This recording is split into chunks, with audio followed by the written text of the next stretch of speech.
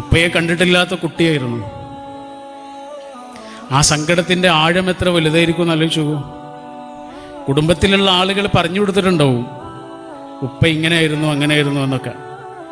നിൻ്റെ ഉപ്പയുടെ കണ്ണിങ്ങനെയായിരുന്നു, നിൻ്റെ ഉപ്പയുടെ ചിരി ഇങ്ങനെയായിരുന്നു, നിൻ്റെ ഉപ്പ നടന്നിരുന്നത് അങ്ങനെയായിരുന്നു. ഓരോ ആളുകളെ ചൂണ്ടിയിട്ട്, കുടുംബത്തിലുള്ള മറ്റു അംഗങ്ങളെയൊക്കെ ചൂണ്ടിയിട്ട് കുടുംബത്തിലുള്ള ആളുകൾ ആ കുട്ടിക്ക് പറഞ്ഞു കൊടുത്തിട്ടുണ്ടാവും. അങ്ങനെ മനസ്സിൽ വരച്ചിട്ട ഉപ്പയുടെ ഒരു പ്രിയപ്പെട്ട ചിത്രം ഉണ്ടാവും. കൂടെയുള്ള ഓരോ കുട്ടികളും ഉപ്പ എന്ന് പറയുമ്പോൾ ആ കുട്ടിയുടെ നെഞ്ച് പൊള്ളുന്നുണ്ടാവും അല്ലേ? ഉമ്മ നഷ്ടപ്പെട്ട കുട്ടിയായിരുന്നു. ഉമ്മ അസ്സലാമു അലൈക്കും എന്ന് പറഞ്ഞിട്ട് വീട്ടിലേക്ക് കയറി ചെല്ലുന്നൊരു രംഗമുണ്ട്. ഒരു മനുഷ്യൻ്റെ ഏറ്റവും ആനന്ദമുള്ള സമയമാണത്. അതില്ലാതാകുമ്പോഴാണ് അതിൻ്റെ വേദനയുടെ ആഴം എത്രയാണെന്ന് അറിയട്ടോ. ഉണ്ടാവുമ്പോൾ അത് അറിയൂല. വാപ്പയും ഉമ്മയും ജീവിച്ചിരിക്കുന്ന കാലമാണ് ഒരു മനുഷ്യൻ്റെ ജീവിതത്തിൽ ഏറ്റവും നല്ല കാലം. അത് വാപ്പയും ഉമ്മയും ജീവിച്ചിരിക്കുന്ന കാലത്ത് അറിയാൻ കഴിയുന്നവർ മഹാഭാഗ്യവന്മാർ. പൂവറിയില്ല വേരറിഞ്ഞ കയ്പുകൾ എന്നൊരു കവിതയുണ്ട്. മരത്തിൻ്റെ മുകളിൽ തിളങ്ങി നിൽക്കുന്ന പൂക്കൾക്കറിയില്ല വേരറിഞ്ഞ വേദനകളൊന്നും. ആ വേരാണ് ഉമ്മയും ഉപ്പയും.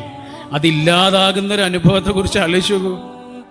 അനാഥത്വത്തിൻ്റെ എല്ലാ സമ്പൂർണതകളോടെയും ജീവിച്ച പ്രവാചകൻ അനാഥകളെക്കുറിച്ച് ഇത്രയേറെ പറയുന്നത് എന്തുകൊണ്ടായിരിക്കും?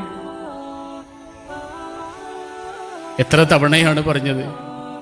റസൂലെ മനസ്സുവല്ലാതെ വരണ്ടു പോയിരിക്കണോ, എന്താണ് പരിക്കണോ എന്ന് ചോദിച്ച സ്വഹാബിക്ക് റസൂൽ നിർദ്ദേശിച്ചത് ഒരു യതീമായ കുട്ടിയെ പോയിട്ടൊരു ഉമ്മ വെക്കട എന്നായിരുന്നു. ഒരു അനാഥയായ കുട്ടിയെ ഒന്ന് ചേർത്ത് പിടിക്കുക. എന്തിനാ ഇത് പറഞ്ഞു കൊടുത്തതെന്നറിയോ? സ്നേഹം കിട്ടാത്തവനത് കൊടുക്കുക എന്നാണ് പറഞ്ഞത്.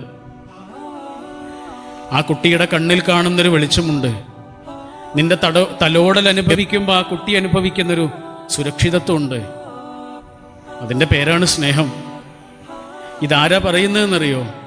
അനാഥത്വത്തിൻ്റെ എല്ലാ വേദനകളും ജീവിതത്തിൽ അനുഭവിച്ച പ്രവാചകനാണ്. വിധവകളെക്കുറിച്ച് എത്ര തവണയാണ് പറഞ്ഞത്?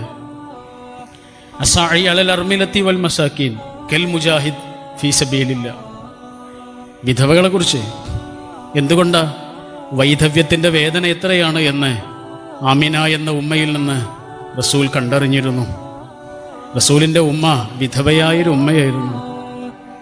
വൈധവ്യത്തിൻ്റെ വേദനകൾ, അനാഥത്വത്തിൻ്റെ വേദനകൾ, പട്ടിണിയുടെ വേദന എന്താണ് എന്ന് റസൂല് പുസ്തകങ്ങളിൽ നിന്ന് വായിച്ചതായിരുന്നില്ല, ജീവിതം കൊണ്ട് അറിഞ്ഞതായിരുന്നു. അതുകൊണ്ട് ഓരോ വാക്കിനും അത്രയേറെ ആഴം കൈവന്നു. ഓരോ മരവും ഒരു മാമരമായി എന്ന് പറയുന്ന പോലെ, ഒറ്റ മരം ഒരു കാടായി മാറി എന്ന് പറയുന്ന പോലെ, ഓരോ വാക്കിലും കുറേ വാക്കുകൾ ഒളിപ്പിച്ചു വെക്കാൻ റസൂലിന് കഴിഞ്ഞിരുന്നു. ഓരോ വാക്കും ദർശനങ്ങളായി മാറിയത് അതുകൊണ്ടാണ്. ജീവിതം അത്രയേറെ ആഴമുള്ളതായിരുന്നു, കണ്ണീര് കലർന്നിരുന്നു. സൂറത്തുൽ ദുഹ അള്ളാഹു റസൂലിനോട് അത്രയേറെ ആഴത്തിൽ അടുത്ത് നിന്ന് സംസാരിക്കുന്നുണ്ട്. നിങ്ങൾ ആ സൂറത്തിലൂടെ ഇങ്ങനെ വെറുതെ കടന്നു പോകുന്നുണ്ടോ? ജീവിതത്തിൽ ചിലപ്പോൾ സങ്കടങ്ങളൊക്കെ വരുമ്പോഴേ മനസ്സ് നമ്മുടെ കയ്യിൽ നിന്ന് പോകുന്നു എന്ന് തോന്നുമ്പോൾ സൂറത്തുൽ ദുഹ എടുത്തിട്ടൊന്ന് മറിച്ചു നോക്കണം. മരുഭൂമിയിലെ ഒറ്റ മരമാണ് സൂറത്തുൽ ദുഹ. ആ നിമിഷം അത് വായിക്കുന്നവർക്ക്, വിശുദ്ധ ഖുർആനിന് അങ്ങനെ ഒരു മാന്ത്രികതയുണ്ട്. ചില സമയത്ത് ചിലത് നമ്മൾക്ക് അത്രയേറെ അടുത്ത് നിൽക്കും. അങ്ങനെ ഒന്നാണ് സൂറത്തുൽ ദുഹ.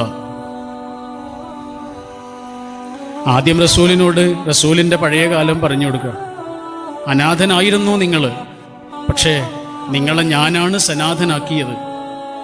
ആരുമില്ലാത്തവനായിരുന്നു നിങ്ങൾ, ആരൊക്കെയുള്ള ഒരാളാക്കി നിങ്ങളെ മാറ്റിയത് പടച്ചവനാ. എല്ലാ വാതിലുകൾ അടഞ്ഞാലും ഒരു ജനൽ തുറക്കപ്പെടും പ്രവാചകരെ എന്ന്. ചെറുപ്പക്കാരനായ അബ്ദുള്ള എന്ന മകൻ മരിച്ചിട്ടും വൃദ്ധനായ അബ്ദുൽ മുത്തലിബ് എന്ന വല്ലിപ്പയെ അവിടെ ബാക്കിയാക്കിയത് ആരാണ്? അവനാ.